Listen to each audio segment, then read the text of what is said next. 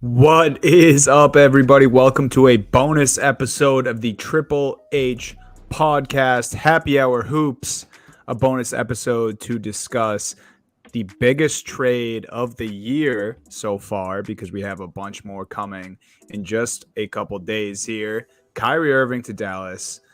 We'll be touching on a few other things as well here, but mostly centered around this massive trade that is basically going to shake up the NBA landscape going into the deadline. But before we get into that, Steve, Jake, and myself here to talk ball with you guys. How's it going, fellas? It's going. It's going. You know, I have mixed feelings about this deal, but it's going, and yes. I think this could be the start of a very crazy trade deadline, Dunny. I don't think I was saying this last week, right?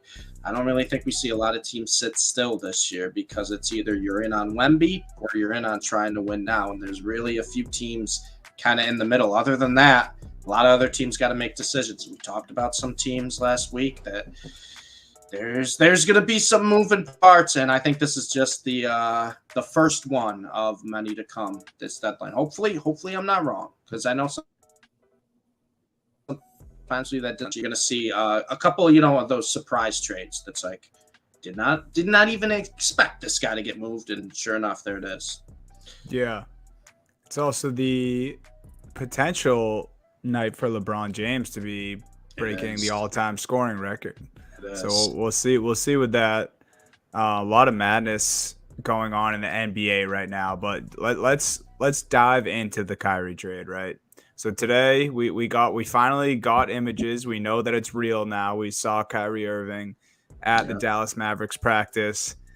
Kyrie in blue is a little weird. He's going back to his number 2 that he hasn't worn since his Cleveland days. So, the reports that are actually coming out as we start this is kind of funny. His latest quote talking about his departure from Brooklyn was that he felt disrespected in Brooklyn by fans of the team. I just wanted to get your guys' opinion on that before. I can't imagine why the fans would have felt, a reason to disrespect him. I don't know what he did. Like, model citizen, model teammate, and they were just so rude. Like, I feel for the guy. I really do. It really is crazy. I just wanted to see what you guys. There's just it's like, what are we talking about, bro? He didn't play his first year. He didn't get vaccinated, and then he asked for a trade, took back the trade request, and then asked for another trade and got traded. Where was there a good times in there that the fans were like, Kyrie, you love us, bro? Yeah, where were they supposed to have his back? Right. And there aren't any Brooklyn Nets fans. Yeah. New Jersey. I just realized I don't have my mic. So if you guys wouldn't be able to hear me, no, we actually could hear you. It is much better now, but we could hear you. It was sitting behind, like buried, whatever. It's just laughable, bro. It's just There's no self-awareness, or there is, and he just thinks he can get away with it because he kind of does, but it's just crazy. Yeah. It's also he couldn't have waited till he played at least one game with Dallas. I feel like he's always talking about how everyone else is the one filling the drama balloon, but he can't not help but talk about it everywhere he goes. Like when he's in Boston, he can't help but like, you know, say how he feels disrespected by Boston fans. Now he's leaving Brooklyn and it's the same thing. Crazy. But as we know, Kyrie to the Mavs, Markieff Morris also snuck in there. Shams had to quote tweet his own tweet to say, yes, Markieff Morris is also on can't edit tweets. Dallas. What are we doing? Come on, Shams.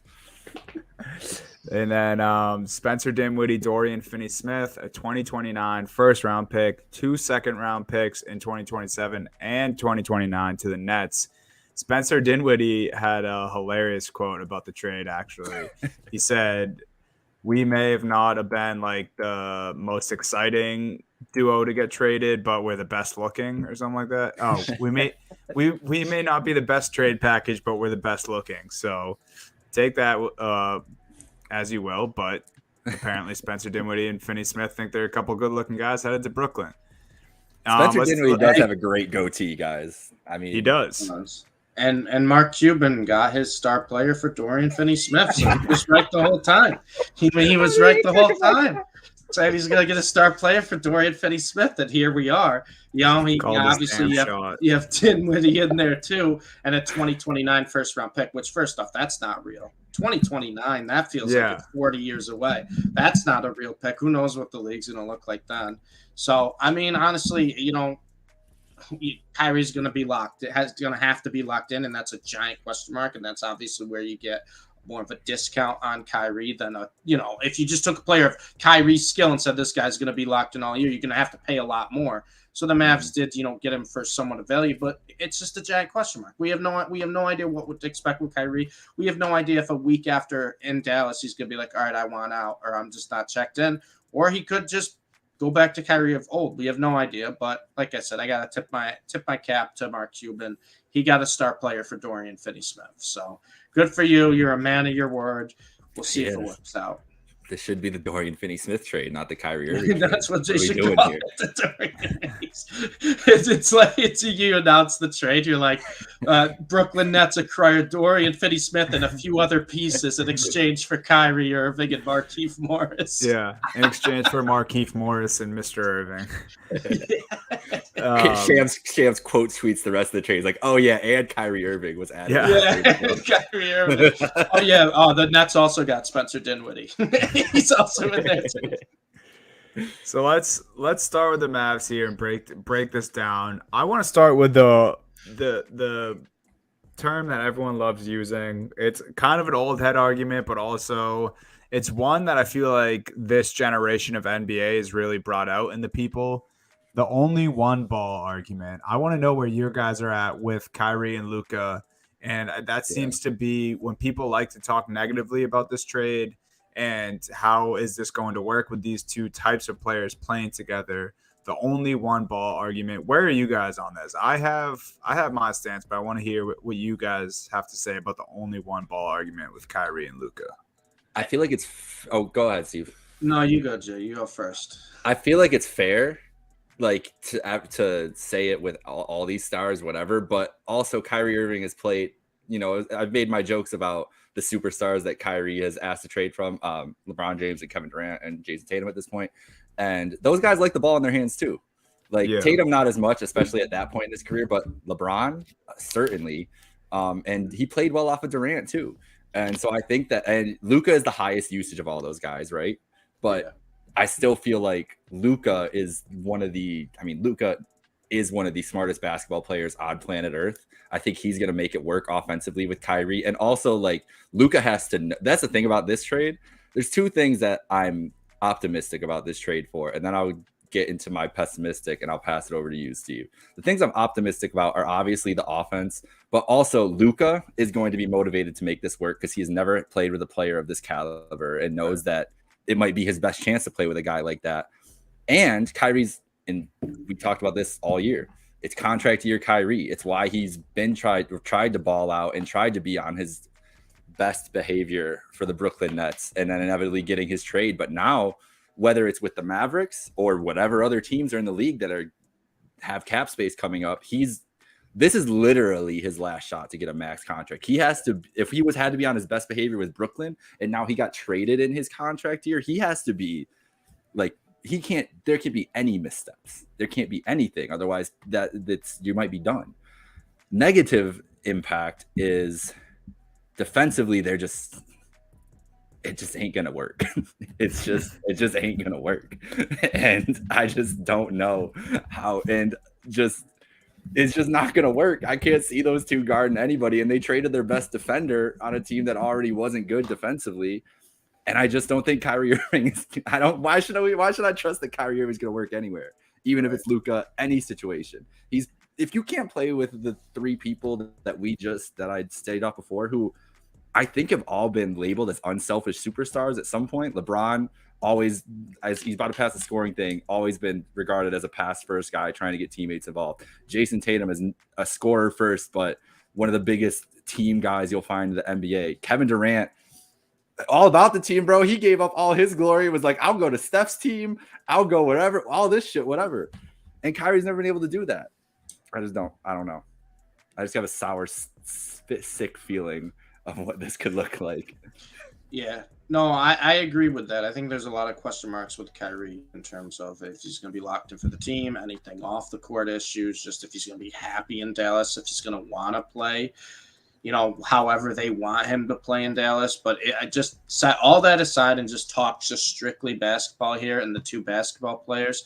I think the addition's going to help Luka in terms of his offense, taking a lot of pressure off him. The biggest thing, and I think the biggest reason the Mavs are trying to get another guy, another type of superstar, playmaker, but not only that, someone who can create their own offense in a way that not many guys can, is Kyrie Irving. That is the guy right there. You look at in this year in the NBA, in terms of points scored in isolation, Luka's second in the NBA, Kyrie's ninth. Now, Kyrie has missed some time. Obviously, he's played with Durant too. But if you look right now in the NBA and you try to rank the best ISO ball players in the NBA, it's hard to keep them out of the top five. It's hard to keep both guys out of the top five.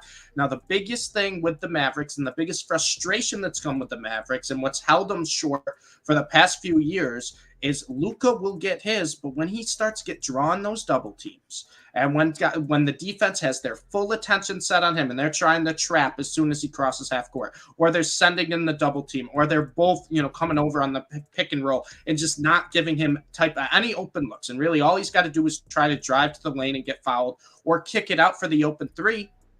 They're not hitting the threes this year. They're not hitting the threes. Bullock has taken a step back. Dorian Finney-Smith, who they traded, and I know he's mainly there for defense, but he's not hitting the open shots. Maxi Kleber's Mr. Inconsistent. Even Spencer Dinwiddie has been very shaky from outside at times.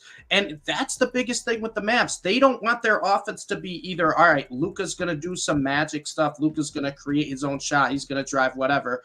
Or Luka's going to draw the defenders in and get guys open and kick it out. They want to have another option where it doesn't have to all go through Luka. It also will allow Luka time to come off the court, right? Time to come off the court, rest a little bit, and not be worried that you're going to be down 20 points after 4 or 5 minutes out of the game. The Mavs have the number one rating when Luka is on the court in terms of efficiency. They are dead last in the NBA when he's not on the court. That is a gigantic gap.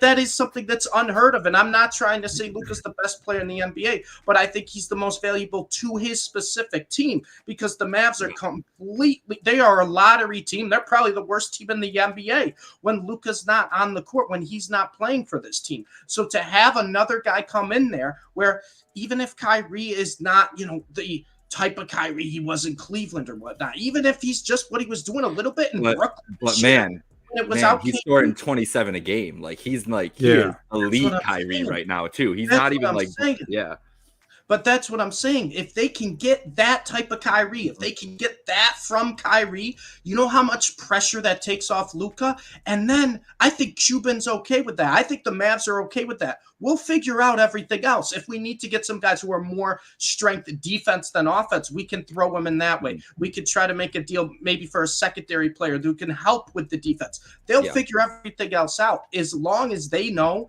that they can get another offensive talent like Kyrie to just take the pressure off Luka, to allow Luka, even when he's on the court, just a couple possessions where he can just go stand in the corner. Yeah. I mean, that would take so much off it because I've watched way too many Mavs games this year, and it's Luka is either dominating the game, getting whatever he wants until whatever team he's playing decides, okay, we're taking that out.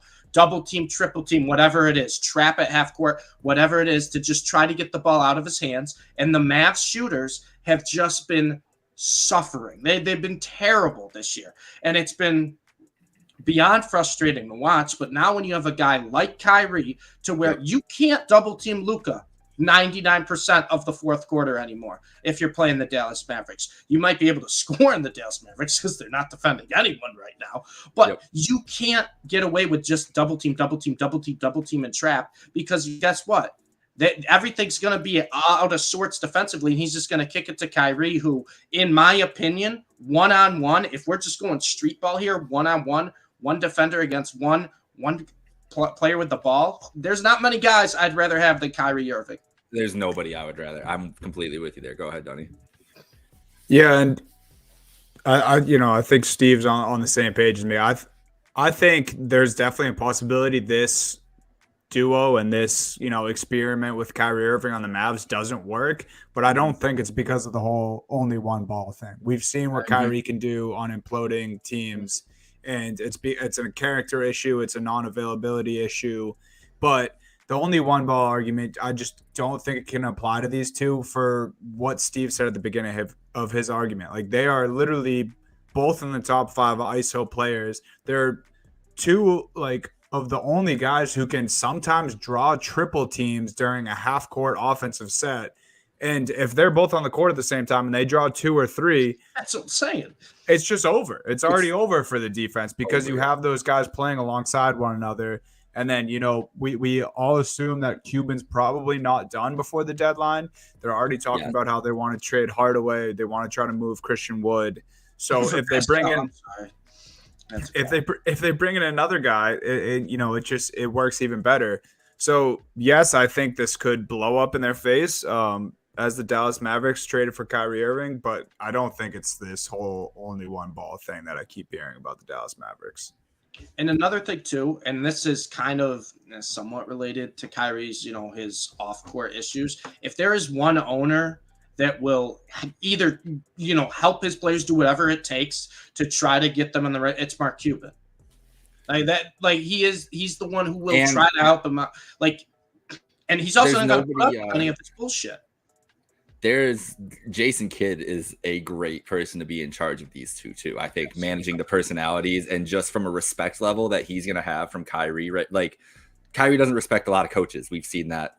Respect anybody really. He's going to respect Jason Kidd when he walks into that, or when he walked into that building today. Like, there was an aura around Kidd that he respected, especially with Team USA stuff. You have to think of Kyrie's Team USA history, how much he's definitely bumped shoulders with Kidd and worked with him and everything. I think that's going to be huge to just his mental headspace, which is really what they need. They just need him. And that's why I think it's, with his contract and everything, there is a good chance that he is going to be locked in for the entirety of the year. You can't guarantee that, but he doesn't really have another chance here. And this is a guy that you got to make it work in this situation. So yeah, I'm with you guys. I think offensive, their games are going to be 130 to 130 every night in the last minute. They're just going to be track meets and they're going to score up and down. But if they're not playing any defense and they're playing a capable team, it's just, they're not going to be able to stop them at all. And that could be mid teams too. It's not going to just be the offensive juggernauts. It's going to be the Washington Wizards are going to put up 140 on the Mavs, some of these nights and stuff like that. But if they go and maybe Pascal, but even if they're in on OG right now, everybody's in on OG and OG. Ryan Russillo said that they're asking, they want 3 first-round picks for OG and Anunoby. And they might get it. I mean, this is the problem with the goddamn Timberwolves trading 5 for Rudy Gobert, because now you set that benchmark, and now every negotiations, the team's like, well, look what they got for Rudy. But oh my! Here's the thing: if you're the Mavs, just send a pick from 7 years down the road. I mean, you don't know what that pick is. If you're the 2029, some kind of Christian Wood and package could work for OG Anunoby, depending on what the market actually ends up for him by Thursday. When people are finally putting offers in. Christian Wood's an interesting. I know it's because Wood it's probably not going to re-sign. Whatever. I liked what I saw out of Wood once he became a starter. His defense has improved exponentially, but with the team with Kyrie now, you get that wing defender, you get rid of Wood, and you just elevate Powell's minutes, who's he's a solid defender as well. I don't think it's as much of a drop off, and offensively, obviously, it's not. They're going to be better, even without Wood. They would be better. And yeah, so they're a very interesting team the next 2 days because there has to be another move. Like I talk about all this, the defense and everything, and it is a real concern. And even if they add an OG Anunoby, he doesn't solve all their defensive problems.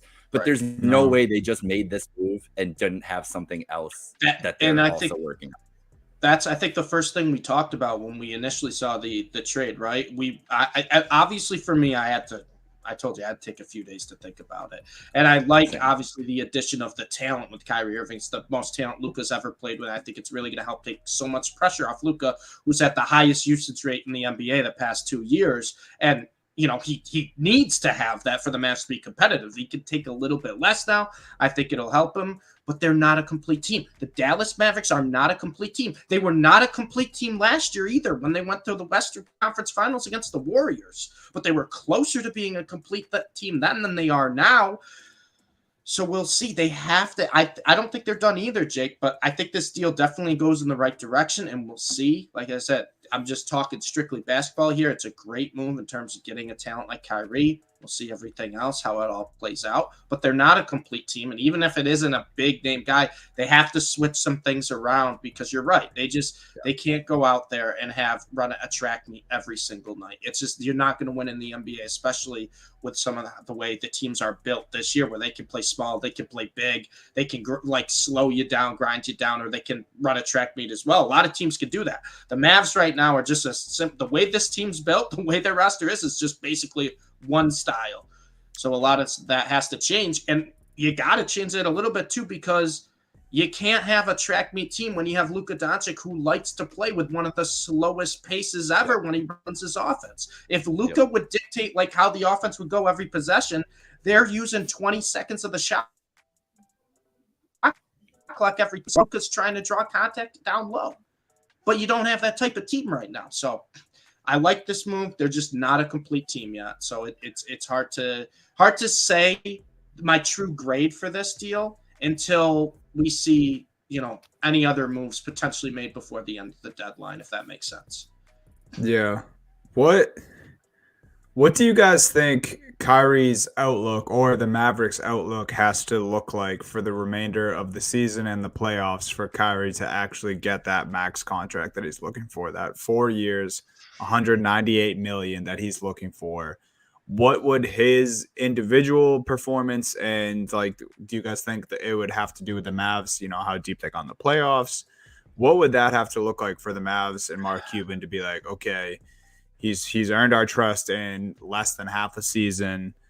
Let's go ahead and give Kyrie this money. What do you guys think? I think there's three things, Dunny. I think there's three things. The first thing is, how happy is Luka, right? Luka is your centerpiece. Why did Mark Cuban make this move? Why does he feel pressure to kind of rebuild the roster? To make Luka happy, to keep Luka in Dallas. So I think that is priority number one. If Kyrie and Luka can gel and play well together and make him happy, that's a lot of pressure on Cuban to keep him. Number two, he can't have any off-court distractions. I think that's another big one too. And then number three, I don't think Kyrie needs to even do what he was doing in Brooklyn, but just be that secondary offensive option to where if Luka can come off the basketball court and rest, or if Luka's hurt and is out a few games, whatever it is, or even if Luka's on the court, just not getting the ball for a little bit, that Kyrie can run the offense and that the Mavericks aren't going to be worried that they're going to go on like a 3-20 run and be down 15 points. So I think if those three things can happen, where Luka's happy and Luka's happy playing with Kyrie, if Kyrie just doesn't have off-court distractions, and that if when Luka's out or Luka's not, running through the offense, that Kyrie's able to do that. And it's not, almost similar to kind of Jalen Brunson last year, but I would say even hopefully better, to where Jalen Brunson, the reason he got the deal on the Knicks was because what he could do for the Mavs when Luka wasn't playing, when Luka wasn't on the court. So if Kyrie can do those three things, I think for his side of it, he makes a very strong argument to get that max contract. Whether he gets it or not is a whole nother thing. But I think those three things done, if those fall into place, I think Kyrie has the strongest argument as he's ever had before to get the max deal. Fair enough. Jake, what do you think? I mean, all he has to do is score like 25 points a game, and he could blow it up, and the Lakers are probably going to offer him a max. So, fair enough. He's getting one at least. I think that's what he has to do. I think he didn't start off strong today because he, whatever. I just don't. That with the deleting the Instagram posts and everything else that we talked about earlier, I don't think that's a good start to him cleaning up his ways. And that's what teams are going to look for as much as anything else. It's going to be hard pressed for him to get 4 years in a deal, I think. I think that's what it is. He might get max money, but I don't know if it'll be for 4 years. And I know that he wants that Lakers deal. The one thing about it too is that he wants to line it up with LeBron if he's going. That's been the reporting. And I don't know if the Lakers are going to go for that either. Yeah, man, it's that just reminded me. I can't believe we didn't talk about this when we first talked about the trade, but LeBron treating Maybe It's Me after an hour or two after Kyrie got traded. It's just like, dude, guys, he's going through it. You saw the New York Times interview too. Yeah, I wish I could go to Starbucks, and everybody took that so he doesn't really want to go to Starbucks. I get where he's coming from, but I think he just turned introspective. He's like, damn, bro, I'm 38, couldn't get Kyrie 3 times. This sucks. But it's just it looks. And obviously he doesn't care because he wouldn't have tweeted it, wouldn't have said it. But it's just so funny. When Kyrie first went to Brooklyn, he went on podcasts, he went on a run of podcasts just talking so much shit on LeBron. And then and now LeBron had this slight chance of getting Kyrie back as his teammate, and he's like, oh, maybe it's me. It's dude, why do you you shouldn't care so much, bro? You're about to break Kareem's record. Why do you want Kyrie back in town on your team? I get it that they have that championship bond, of course, but I don't know. It's just so funny to see Braun butthurt after he didn't get his guy. But yeah, unless you guys have anything more on Kyrie, let's talk about the Brooklyn side about it a little, because Brooklyn is definitely interesting. I mean, obviously we talked about it. Kyrie, best player in this trade. Probably changes the landscape of the Mavs more than the Brooklyn side changes the Brooklyn Nets. But Spencer Dinwiddie, Dorian Finney-Smith, those two guys will make an impact, unless another move's coming and one of those two guys or both those guys are moved again. But what does this team look like moving forward when KD is healthy? I actually just got the report that Kevin Durant is not going to play officially in the All-Star game. So we won't get KD back until after the All-Star break. But, I mean, just initial thoughts. What do you guys see Brooklyn going forward? Do they blow it up at this deadline? Is KD on the move? I mean, there's so many things circling around Brooklyn now. I mean, they're the fucking 4 seed in the Eastern Conference, dude. They didn't Kyrie walking out ruins everything for this team. I feel bad for the fans, honestly. Where do you go from here if you're Brooklyn? Are they ruined though? I don't know. I don't know what KD can how high KD can elevate a team anymore. I guess we haven't really seen it. We've only seen him layered next to stars for years. But if you look at the Brooklyn squad right now, it's a pretty well-built team, and a well-built team for what KD does well now. He has shooters around him. He has great wing defenders in Ben Simmons and now Finney-Smith, who Finney Smith is just going to take over for whatever Ben Simmons was doing at the end of games, I think, because Jacques just doesn't trust Simmons there. So they have a trusted guy there. Claxton has been outstanding. Yeah, outstanding. Arguably one of the most improved players this year. He has a very good case for that. Yeah, I agree. So if you take Simmons out of the starting lineup in this scenario and you have Dinwiddie, Joe Harris, Seth Curry, whoever, that Cam Thomas at this point have to be a starter. There you Legit go. has to be a starter. 44 KD, and 47 back-to-back nights or back-to-back games. It's insane. Yeah, it's 90 like combined 91 in 2 games. Like, talk about a guy who realizes he has an opportunity right now and is making the most of it. It's crazy. Like, I wasn't planning on watching that Suns tonight, but I feel like I kind of have to, just to see if Cam Thomas is going to be, supernova again. But like, they have a pretty well-built squad, and I know the East is a bear, obviously. Like, it's going to be tough to get by, Boston, Milwaukee, and Philly with that roster with Brooklyn. I think they're clearly the 4th team there, but they got swept by Boston last year with KD and Kyrie. So how much worse could it, really get? I feel like it's still a team that's built well around KD, but they are clearly in that. They might be in a tier alone. Like, I still think they're ahead of the Cavs just because they have Kevin Durant and the Cavs don't. But they're not with Philly, Milwaukee, and Boston anymore. They can't be considered there. Do you think if KD's healthy for an entire series that they could give them a series or even get an upset against them? I think they could make the finals still. I do too. I like the way this roster's built out. Like you said, Nick Claxton's been balling out this year, and I think Dorian Finney-Smith and Ben Simmons, those are great wing defenders. Those are great defenders there. Dinwiddie's a solid player. Like, he's a solid player. He's nothing, too special. But he had his best years. And they might not be done. They want Van Vliet back. For Brooklyn done it. To have Dinwiddie back. I mean, you're right. It could be just getting him more comfortable again. Like, he was balling out in Brooklyn. And then Cam Thomas has really stepped up, and I think I don't think he'll keep this pace up. But what did we say about Cam Thomas coming out of LSU? This guy's a walking bucket. He's a walking bucket, and he was also a freshman at LSU. Super young. Cam Thomas, still super young, and he's a walking bucket. So now, what do I say all the time with these guys that I see the talent when I'm watching college basketball? They just need the confidence at the professional level. So this is really helping Cam Thomas. He could be a piece for them too, going down the stretch. And I'm not saying that Cam Thomas is going to come in and replace Kyrie Irving, because that's outlandish. But what I'm saying is Cam Thomas could be a guy you can rely on to score or hit open shots when this team is fully healthy. And you look at the Brooklyn Nets now, they've got a nice rotation of at least 6, 7 we didn't even mention guys. TJ Warren.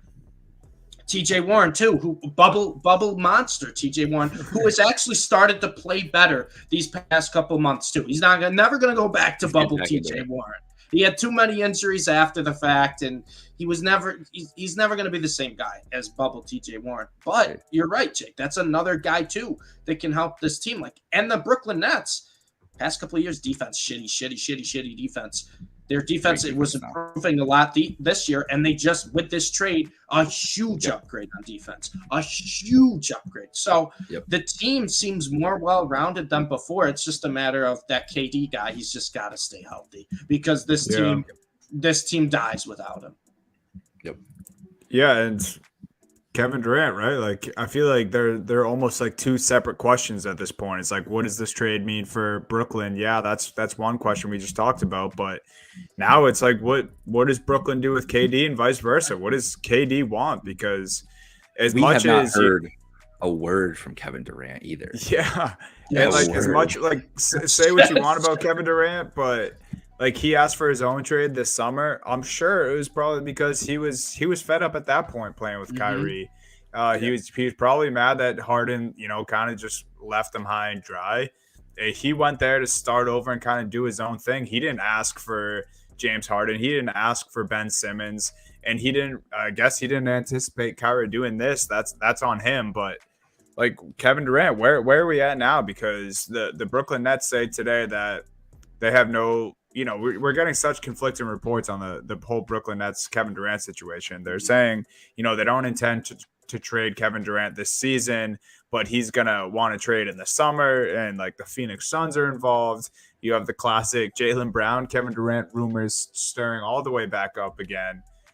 But sign me up, baby. It better be done by Thursday. It better be done. That's all I'm saying. No.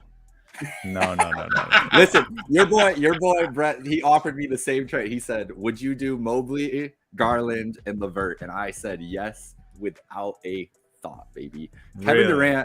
Kevin Durant. This is the thing about Can't Kevin do it, Durant man. that people, I think, not us, but I think that nationally, I don't think people are giving Durant enough credit for what he's done this year on the basketball court because of the situation that's been going on. Like, no one wants to like talk nicely about the Nets. How many times have we said like we hate talking about the Brooklyn Nets? True. So many times. And like I feel like that's manifested in a lot of different ways.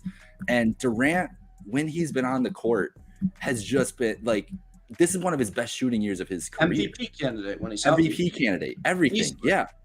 And if I know he's 34, but he doesn't really, the only thing is health with him. Like he doesn't need age, I don't think is going to affect his game because he is one of the greatest shooters of all time and is 7 foot. Like we know that those guys can extend it out, and it still feels like he's got like 3 like MVP level years in him. And yeah, like what does he want to spend that in Brooklyn? Where's the other star coming from now? Where's it coming from? They don't have another option. I think it's right that you wouldn't want to get something done before the deadline. That's just a quick turnaround to make a deal of that magnitude. And also just the fact like we kind of have a decent squad. Like maybe we win the title and he wants to stay. Like I think you just have to go for it. And I don't know, like in the summer, if we have to go through this whole thing again, is Phoenix really like an appealing spot with just Booker? No CP, Ayton's probably on the way out, like new ownership, all that stuff. Yeah. Like, I don't know where the KD, you know where I think the KD spot is actually, if it's in the summer? It's Golden State.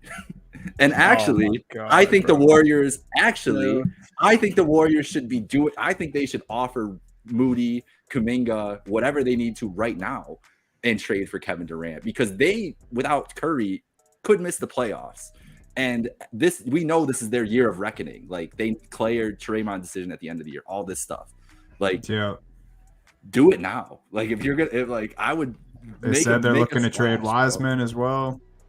Not that he holds that much value, but there's definitely a few teams that probably are holding out hope for Wiseman though. Mm-hmm. They see that type of athletic build. They see the age. They're like, this is a project, but it's could be worth the risk type of deal. Mm-hmm.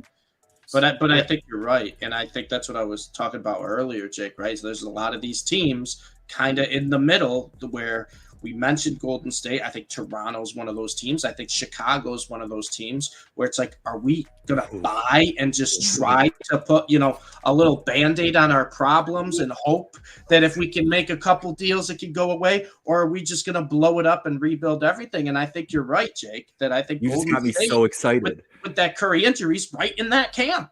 They're right in that group. But wait, you just got me so excited. The Bulls need a trade for Kevin Durant. I need Kevin Durant in my city, bro. That would be illustrious. First off, do you know what the return would be for that? And secondly, then you're looking at a team. You're looking at a team there with Kevin Durant and Nikola and DeMar. No, Vooch is the money of the trade. You trade Vooch. You trade Pat Williams. You trade Levine. And whatever first round picks they can move. That's not a bad return. So then he's just going to play mid-range basketball with DeMar and KD. Yes, that sounds amazing. And Io. I like Io. That's my dream now. I'm going to try to manifest it. Okay. That would be cool to see KD in Chicago. I just want to explain the Celtics, Jaylen Brown, Kevin Durant thing one last time, and why I think it's way less likely this time around than the first rumor. For starters, Kevin Durant's injured right now. Mm-hmm. The Celtics are also the best team in the NBA. Yeah. Jaylen Brown's 8 years younger. We've already gotten past. I don't care about I do, because selfishly, as a Celtics fan, I'd rather go for a dynasty than just one ring. And I think you only get one ring if Kevin Durant comes in. I know we don't have any yet with Tatum and Brown. Mm-hmm. But the future is bright. You would assume if the betting odds would be that Tatum and Brown win a championship together. If I'm a betting man, I'm putting that bet in. At some point, this core wins a championship together. I'd rather have Josh Allen and Stephon Diggs too. I'm not feeling so good about it anymore. Hey, don't put that evil on me. I'm in a weird spot right now. I'm just gonna. But And then the reason I think it keeps getting brought up in, from the media, from Stephen A. Smith, from whoever else, it's because I'm sure Brooklyn still is interested in Jaylen Brown, along with 31 other teams in the NBA. Don't get it twisted. Yeah, all these rumors, all of the Stephen A. saying this, it's because Joe Tsai is hitting up Stephen A. and being like, yo, we want Jaylen Brown. He is like, if you want to repair your image as a franchise, who is the front man in the NBA that Joe Tsai would like to do it with? Jaylen Brown makes all the sense in the world with everything we know about him, with socially that he does and all he does, like outside of basketball and everything. That's the kind of guy Joe Tsai has been and wanted, like, at least like the kind of culture he's wanted to build in there. It makes all the sense in the world for the Nets to want that trade. I completely get where you're coming from, Dunny. I just like Durant and Tatum is just and that's the thing, like obviously I would end up loving it, and I've wanted Kevin Durant on the Celtics for as long as Kevin Durant's literally been in the league. Since Tom was out there, and where were they, in the Hamptons or whatever? Yeah, was it Tom, Kelly Olynyk, and Marcus Smart. Yes. What a recruiting group. And Danny Ainge. Danny Ainge's old. And they were close, bro. They were so close. Yeah. I thought it was happening. I woke up on the 4th of July devastated that he went to Golden State. But yeah, and I would learn to love it that day. A lot of people were devastated. My dreams were crushed that day. Dude, it was so. I told you because we were on a camping trip, me and my buddies, and we didn't have cell service for like the 3 days leading up to it. On the drive back, I remember that I was checking my phone, and I love Curry, I love KD, and I saw that news. I think I was the only person on the planet who was like hyped. I was like, this is sick, Curry and KD together. I literally got to celebrate a title for like 2 weeks, and I was like, all right, well, this is done for. Like that was fun while it lasted. We're fucked. Best team we've ever had in our life. See you later. And what happened? They were the second best offense ever, and got beat 5. My first thought was, if you use the Golden State Warriors in 2K, you're a chump. Oh my god, dude. Do you remember using them in 2K? It was just unbelievable. Because that was when Clay never missed. That year, Clay, he could have kicked the basketball and it would have went. Was that the year that they did the 99 everything Curry year? Didn't they do that during that season? Do you guys remember that? I think they had like the 99 Curry weeks, and it was just a week of games where you're playing kids with Curry just putting up logo shots the whole time. Controllers were lost that week. But yeah, man. All right, well, final question here at the pod. When do we think Kevin Durant's getting traded from Brooklyn before his contract's up? And is it at the deadline, or is it this summer or next season? I think it's in the summer to Golden State. I kind of like that. I don't think he gets traded at the deadline. I think you said it's too quick of a turnaround. I don't think it's Golden State. I really don't have a team, but I don't think he stays in Brooklyn after this year.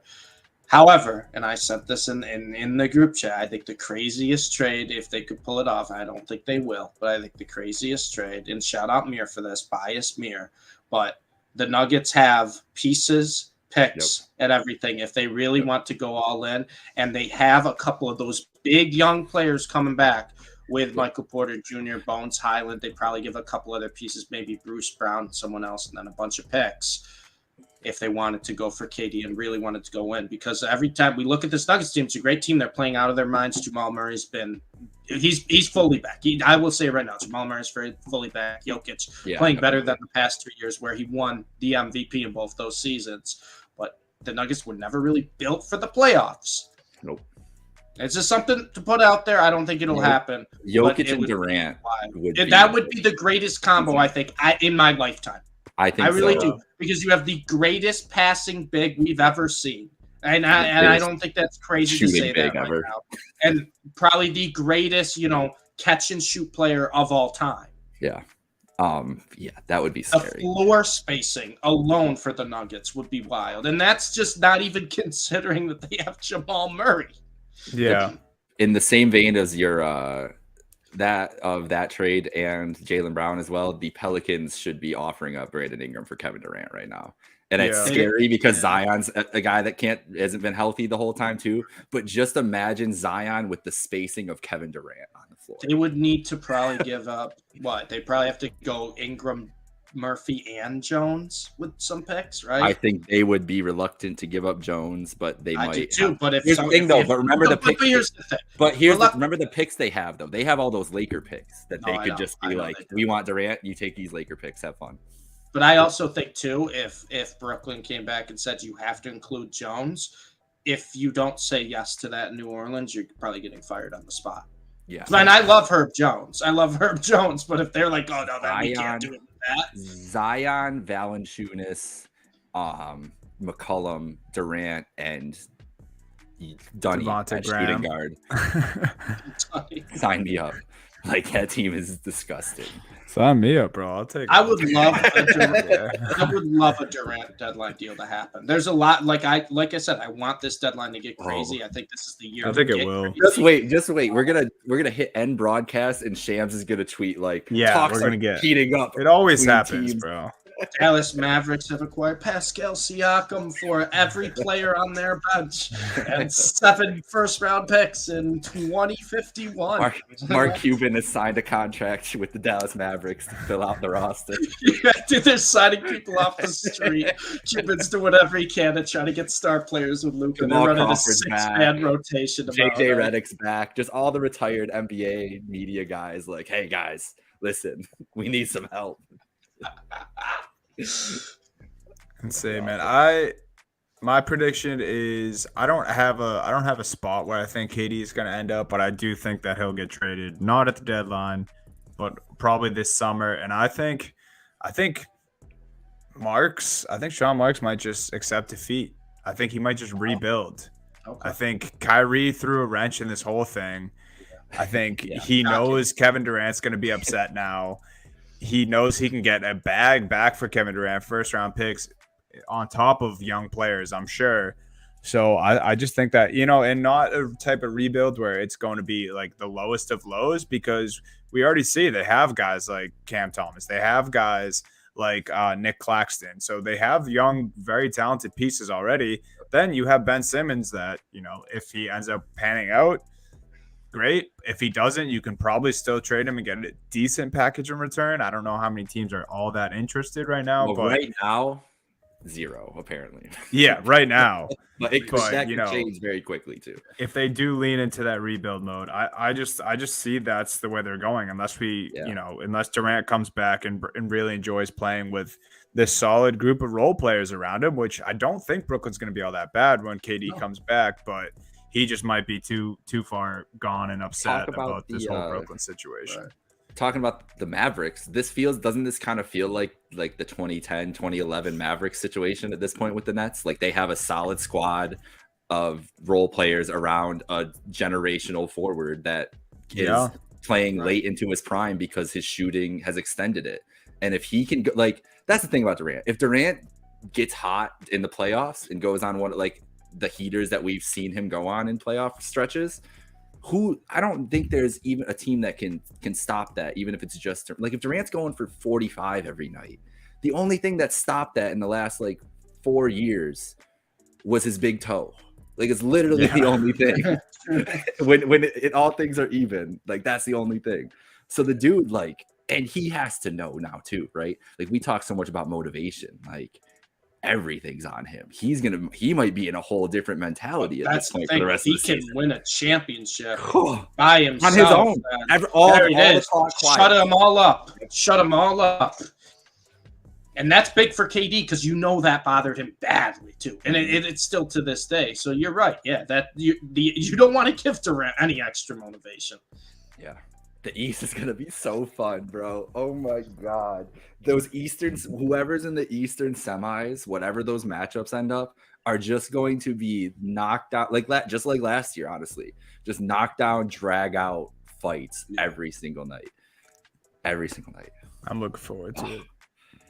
I think we all are. I'm not. I'm fucking terrified, to be honest. All right. Are you guys exhausted from the Kyrie trade talk yet? Oh, yeah. It's only gonna juice up the next couple of days, and then once we finally see him in game action, or tomorrow night, or sitting on the bench. Who knows? Dunny, before we leave though, Celtics. Any moves you want him to make? Any move you want him to make? I know we just saw the Grant Williams thing. Yeah, he so wants to get money, wants to be a starter. But any moves you want the Celtics to make? So the Grant Williams, I do want to touch on the Grant Williams thing at first, because before today, beat reporters who are very tuned into the team said that they're confident. Grant Williams camp and the Celtics camp is confident that they'll get a deal done this summer with an extension, and the long-term plan is for him to replace Al Horford in the starting lineup. Right. So both those things, they seem like his needs will get met if that does happen. So I would be kind of surprised if we see Grant get moved, unless it's like a package deal for some sort of star that we have no idea what's coming. Like kind of how Brad Stevens conducts all of his trades. True. That's another reason why I don't think the Durant thing will ever happen for Jaylen Brown, because we wouldn't be hearing about it if Brad's up to something. True. Yeah, that's the other thing. We have $6 million in TPE, and apparently Brad Stevens does not want to let that go to waste this time. So, because what they waste last time, didn't they waste a big one last time? Wasn't it I think we wasted like 17 million or something last year? Yeah. Yeah, it was crazy. So he doesn't want that to go to waste, and he's willing to trade a first round pick or multiple first, I'm hearing, for a contributor to the team. So I think Jakob Poeltl is the guy who we've been hearing about all season. And it makes so much sense. Not only is he a paint protector, insurance for Rob and Al, he's also just a guy that Brad Stevens seemed to have liked for a while, and great addition to the team. What were you gonna say, Jake? The Spurs just traded for Dwayne Dedmon today too, so that makes it seem like a Poeltl move is on the horizon because they brought a guy in. Right. So yeah, that makes the most sense, and even a long-term guy for Al. Like he seems like he would fit perfectly in there. Yeah, he would be good for the system. And then, I wouldn't be surprised if maybe we see a Jay Crowder reunion in Boston. They bring in a guy like Jay Crowder. Oh, that's awesome. I don't know, just some forward depth. It's funny because the Celtics don't have good their forwards are Brown and Tatum and Grant Williams, and they're so, obviously I'm not putting Grant in the same conversation as those two, but Brown and Tatum are so good that you just assume that, the Celtics have these great forwards. Mm-hmm. We really have much better guard depth because we have Brogdon, White, Smart. We have all those guys. We have Peyton Pritchard. So I wouldn't be surprised if they beef up in that category as well. Go after a guy like Jay Crowder or, someone along the same lines. But I think a move is definitely going to get done. Whether it's another small move or someone like Jakob Poeltl, and Brad just throws out first to go get the championship this year, because obviously that's what they're trying to do. Right. And that's what they should do, right? I mean, they were there last year. They came up just a little bit short. Yeah, and they don't really have use for these first-round picks. Right. Exactly. Go. I think it'd be smart for them to at least try to get just a couple depth pieces, if anything, at the deadline. Yeah. But I wanted to hear your thoughts on it because you're the Celtics guy. Thank you. It's I'm actually wearing a Vancouver Grizzlies shirt today, though. Ooh, that's a sick shirt, though. Let's not talk about the Grizzlies. That's another. That's another guy. Yeah, we'll do a whole episode about that next week. I was thinking. It's funny you mentioned that about the wings, though, because I was trying to think who was what contenders were gonna trade for what and whatever. And I was looking at the Celtics. I'm like, yeah, they could use another wing, and it's but exactly what you said. Just play Jason Tatum and Jaylen Brown all the time. You don't need a fucking wing. Play it's funny because whoever Sam Hauser all the time. Who cares? You got Jaylen Brown next to him. Yeah, Hauser had his first career NBA star last night. Went 5-9 from deep. Let's go, Hauser. But played no defense. Well, yeah. Well, expected. Anytime Jaden Ivey was on, he was on Jaden Ivey, it was just an instant bucket. But yeah, that's terrifying. Oh my god. Who knows, man? All right, so yeah, that's a wrap on the Kyrie Irving bonus pod. The boys will not be back at it tomorrow, but Thursday, after all the trade deadline madness, which we're hoping for. We hope it's a big one. Recent years have been all right, but this kind of feels like this is going to be a big trade deadline. A lot of moves, a lot of rumors. Maybe Spicy P to the Mavs for Steve. Don't put those thoughts in my head, Dunny. No, you can't do that to me before we log off. You can't do that. I'm trying to be calm and collective right now. I don't need You that. better not just take my guy OG. He's coming to the Cavs. If OG ends up a fucking Mav, I will be so pissed. That'd be so good for the Mavs, though. I'll be pissed about that too. I will say, guys, Kyrie is a better team. Guys, don't look now. Isaac Okoro's trending up. I don't know if we need to make. I won't look. Guys, he had 20 points the other night on 97% true shooting. That's actually wild. You can't do that if you're a bad shooter. Like he has to have been in the lab. In the last month, he's shooting like 39% from 3 or something. I will say the last couple Cavs games I've watched, Okoro's been getting open looks and he's been making them. And he's killing It's kind of scary. Now I know. Well, I'm gonna make Jake upset here, but LeVert's gone, right? You want LeVert gone? I know. I want them, if they can't trade him, they better buy his dumb ass out and let him go back to Brooklyn or something. I don't care, dude. I don't want to see him play basketball ever again. That is awesome. All right, so we're hoping for Jakob Poeltl to the Celtics, Spicy P to the Mavs, and Karis LeVert buyout for Jake's Cavaliers. Get him out. And anyone who can play defense. Addition by anyone. Yeah. Anyone who just wants to play defense for the Tyson Mavs. Chandler? Get him back? Jason Terry? Just bring them all back, bro. Come on, get Jet out there. All right, that is it for Happy Hour Hoops. Follow us at Happy Hour Hoops 1 on all socials. Follow the three of us on Twitter. Follow Trainwreck Sports, and make sure to follow along on Twitter with us. We'll have all the trade updates this week, and then an additional pod or our regular pod Thursday to keep you updated on the trades that happen. Oh yeah. Later, guys. Have a good night, folks.